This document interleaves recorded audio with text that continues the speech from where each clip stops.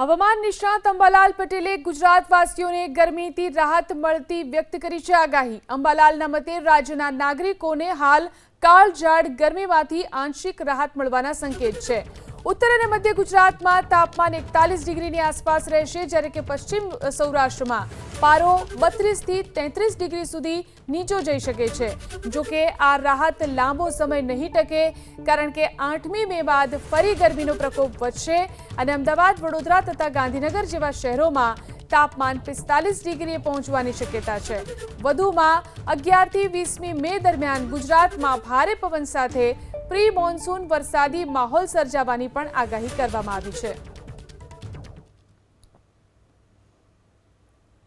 હમણાં પવનનું જોર રહેશે અને ગરમીમાં ઘટાડો થવાની શક્યતા રહેશે, જેમાં મધ્ય ગુજરાતના ભાગોમાં મહત્તમ તાપમાન 41-42 ડિગ્રી સેલ્સિયસ રહેવાની શક્યતા રહેશે। ધીરે ધીરે તેમાં પણ ઘટશે। ઉત્તર ગુજરાતના ભાગોમાં મહત્તમ તાપમાન 41-42 ડિગ્રી સેલ્સિયસ આસપાસ રહેવાની શક્યતા રહેશે। ધીરે ધીરે તેમાં પણ ઘટાડો થવાની શક્યતા રહેશે।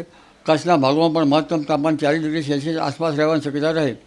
રાજકોટના ભાગોમાં પણ મહત્તમ તાપમાન 41-42 ડિગ્રી સેલ્સિયસ આસપાસ રહેવાની શક્યતા રહે, જેમાં લગભગ હળવદના ભાગો, મોરબીના ભાગો, રાજકોટના કેટલાક ભાગો અને ધાંગધ્રાના ભાગોમાં સહેજ ગરમી રહી શકે। ધીરે ધીરે તેમાં પણ ગરમીમાં ઘટાડો થવાની શક્યતા રહેશે। ઘણા ભાગોમાં મહત્તમ તાપમાન 41 ડિગ્રી સેલ્સિયસ નીચું આવવાની શક્યતા રહે। તેમજ જૂનાગઢના ભાગોમાં પણ મહત્તમ તાપમાન લગભગ 41 ડિગ્રી સેલ્સિયસ આસપાસ રહેવાની શક્યતા રહે। પશ્ચિમ સૌરાષ્ટ્રના ભાગોમાં મહત્તમ તાપમાન 32-33 ડિગ્રી સેલ્સિયસ આસપાસ રહેવાની શક્યતા રહે। જામનગરના ભાગોમાં મહત્તમ તાપમાન 36-37 ડિગ્રી સેલ્સિયસ આસપાસ રહેવાની શક્યતા રહે। આ ઉપરાંત દક્ષિણ ગુજરાતના ભાગોમાં પણ મહત્તમ તાપમાન ઘટે એટલે ગરમીમાંથી રાહત મળતી જણાશે।